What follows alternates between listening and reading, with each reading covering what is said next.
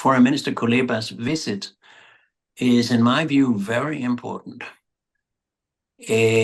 Also because, and I would tie the two, I would link the two to each other, because Hungary's Prime Minister Orban did his, in my view, professional, well thought through peace mission, first to Kiev, then to Moscow, then to Beijing, and then to Washington. Now, you know that he has been scolded by everyone in NATO and the European Union, and I find it appalling. And this has nothing to do with what I think about his politics in general or his values or anything like that. I'm just saying, as a professional peace researcher and sometimes mediator, he's doing the right thing. The rest of the European Union is doing the wrong thing.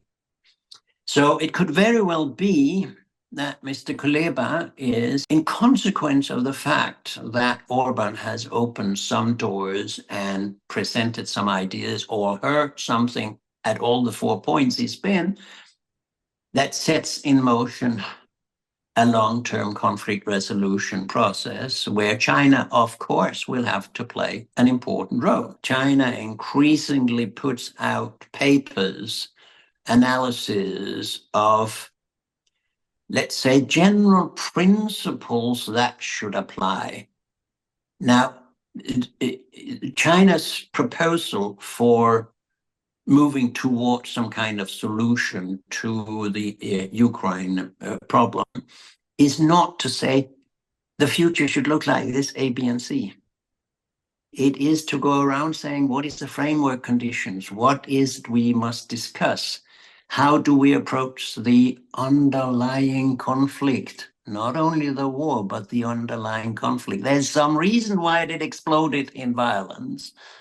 And as I said, that's a NATO-Russia underlying conflict. And people, media, politicians usually mix up the violence at the battlefield and the underlying conflict.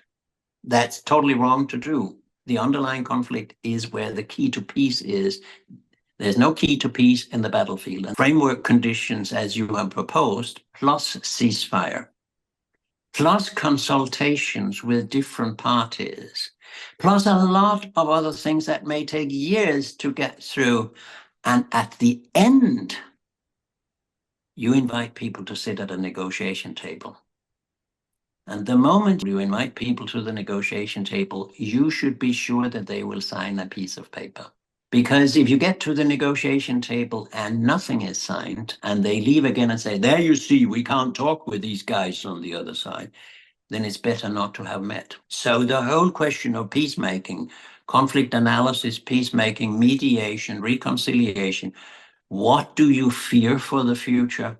What can you live with, and what do you want for the future is something you talk with each party about. Maybe because of culture and history and background and ways of thinking, China does think security and peace in ways which are different from the West. Just the social cosmology of the way you think, for instance, of harmony. Harmony is not a word you would hear very often in the West. Confrontation is much more important, or the we and them division of the world. I think the Belt and Road Initiative, if conducted the right way, could be a peace project.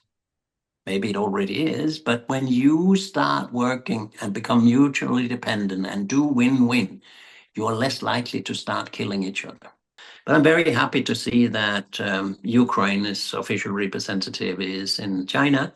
And I think that could be a consequence of Orban's peace mission. And of course, the European Union would hate if his peace mission somehow is successful in that sense. I think it would be brilliant because nobody else is thinking in the European Union or in NATO. He has been a thinker on this point.